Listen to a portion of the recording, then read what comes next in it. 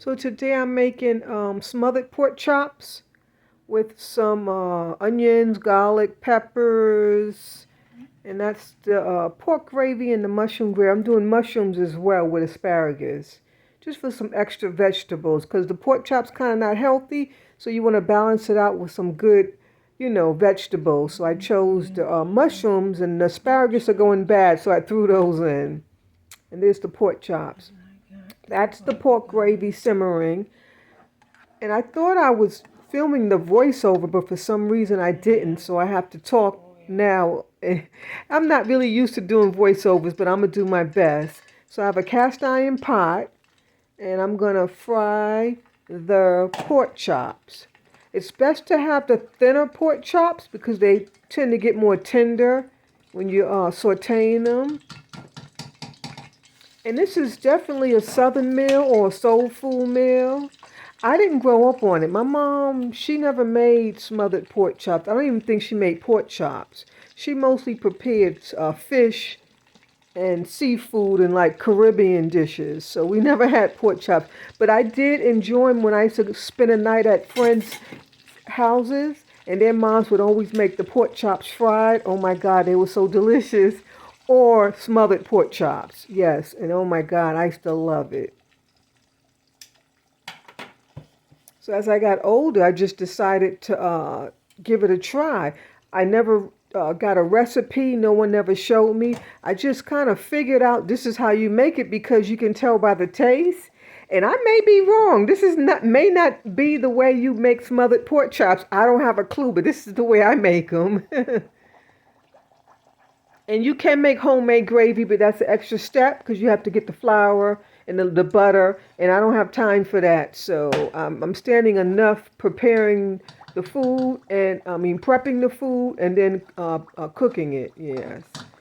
So,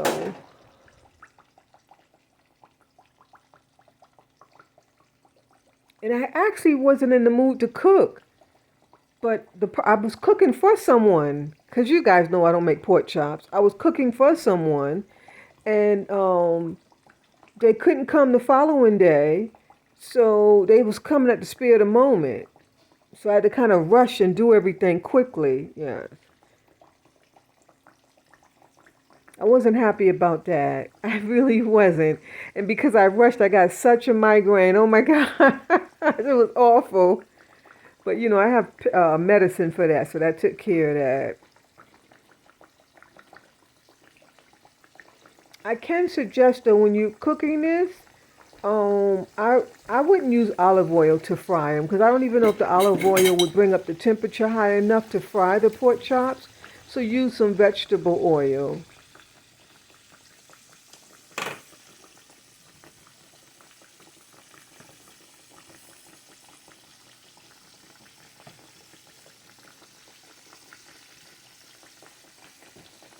And I'm still mixing the gravy in the bag.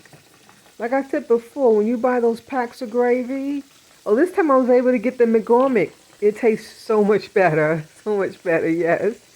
But the store brand wasn't bad, just that this one had another level to it.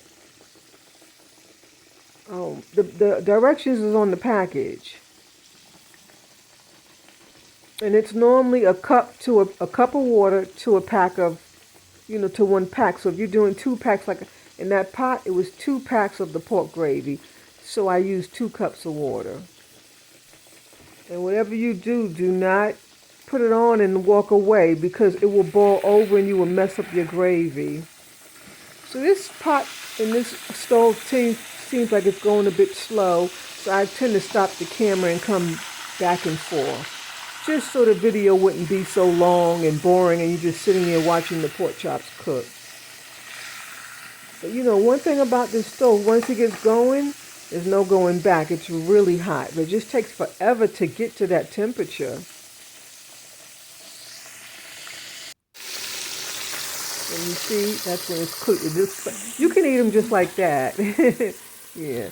I tend to get sick if I eat a fried pork chop. So if I make them, I have to do it with gravy because it cuts down on the frying, the grease. Yeah.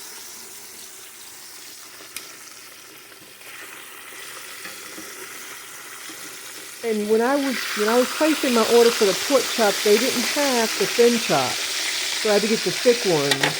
So I sliced them in half. So that's why you see some little round pieces.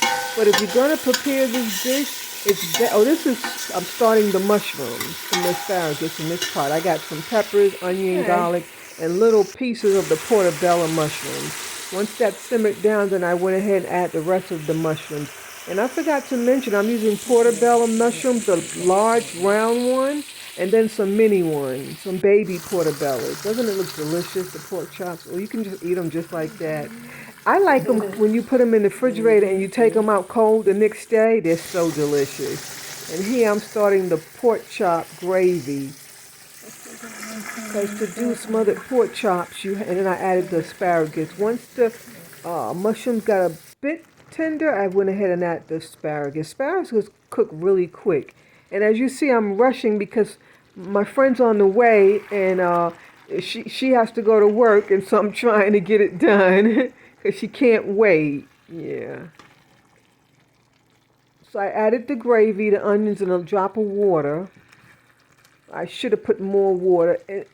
Hers wasn't tender, so I served up her plate, and then I let mine continue to cook. So mine was super full. Mine fell off the bone. It was so tender, and that's what's left because I already served out hers. So she's gone and left. Oh no, actually that's hers right there. Yeah, that's her pork chop. So she didn't go on and left. Okay, well now she's going. This is my plate. So yeah, yummy and delicious. Looks so yummy. Oh my gosh.